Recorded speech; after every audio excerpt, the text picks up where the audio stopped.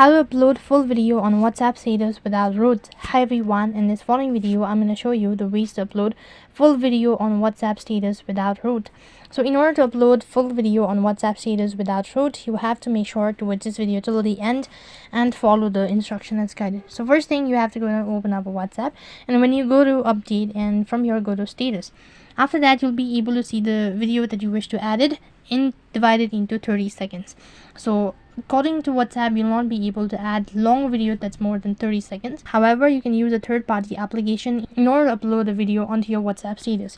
For that case, exit out of your WhatsApp and then open up your Play Store. You can install the following application, that is WhatsApp Pro Plus, or you can just go ahead and install your WhatsApp video splitter for WhatsApp. When you do that, you'll be able to find this interface, or you'll be able to find this application, that is video splitter for WhatsApp. Go ahead and open it up. So then the interface is very simple. First thing, you have to go ahead and press on import video. When you do that, select the particular video that you wish to upload it to your WhatsApp status. Minimize time as well, you can select that, and accordingly click the save button. And once you've done that, you can upload the full video on WhatsApp status without root.